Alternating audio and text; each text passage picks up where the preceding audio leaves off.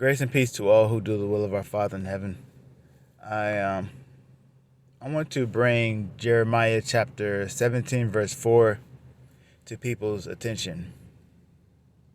This verse says clearly that Israel, or at least I would say all of the tribes of Israel would discontinue from their heritage and serve their enemies in a land that they did not know.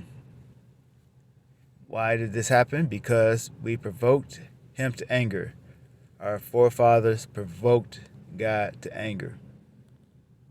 And I don't know any other people who this fits other than the people who are so-called African Americans. Now, I have shown again and again and again in various videos that the prophecies say that Israel are in the land of their captivity before the day of the Lord. And I'm saying this because I get often I get comments from people who believe that white people are the children of Israel. And I always have to say, well, how do you fit the curses then? Because Israel are under the curses. And they don't. What they usually have to do is say that, okay, Esau is, according to them, the so-called the red media, the Ashkenaz, right? Ashkenaz is Esau to them, and so they are serving or led captive by Esau or by the Ashkenaz, and this is the land of their captivity, basically. But I'm like, well, if you go over the past 400 to 500 years, are you seriously going to consider or compare your so-called captivity to what the African Americans have, so-called African Americans? Are you really going to compare your struggles in this country to them? It's laughable, really. But this is the stuff that they are saying. And they're not backing down from that, which is odd to me, because I can post all the scriptures that I want to, and they can post none, and yet they don't relent on their stance, because they truly believe that they are a master race, that they are the so-called peculiar people among all the black, brown, yellow, and all the other stuff. You know, the beast races, according to them. So I can see clearly that as we began to try to fulfill prophecy and remember who we are, to remember ourselves, as it says in, I believe it was 2nd Esdras, that we are going to have opposition. I don't know why that happened when I got a message when I'm supposed to be in do not disturb mode. But anyway, we're going to have opposition to our awakening, to our remembering, to the Most High causing the dead bones to live again, or the dry bones. I always say dead bones. For him causing the dry bones to live again, and that opposition might turn physical. That might turn.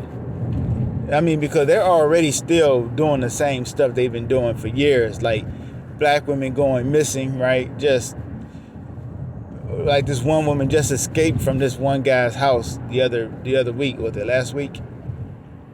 He probably would have killed her. He tortured her, and he probably would have killed her. That stuff still goes on. There's still people out there getting murdered just because of the color of their skin. And so I can see that increasing simply because of the fact that we know who we are, and many people are still kind of awakening to that. And there's going to be some physical opposition to that. And you can bet that if anything was to happen to where we were giving, if they were just, let's just say, they said every black American or every Black American descendant of slaves are given this way out of the country, then they would put something in our path to stop that legally. And they would put a hold on that. And I'm pretty sure that they would call anybody who tried to leave the country in violation of something, or in acting aggressively against the United States, because of some law that they're going to put in place, or some hold they're going to put in and say, don't move, we need to check this out, and if you move, we're going to consider you a hostile or something. And so I can see that potentially happening, because, I mean, when you consider it, remember Sarah, I believe it was Sarah, and she had 2 nations within her womb, and they were struggling within her womb. And the Most High said, there are 2 nations in there, 2 manner of people. And that's when I look at America, so-called, that's what I see. I see 2 nations inside this country struggling, and struggling for the birthright. But as I have pointed out, the more sure word of prophecy points to us, points to the people who have been in bondage in this country for the past 400 years, going on 403 years now probably. And so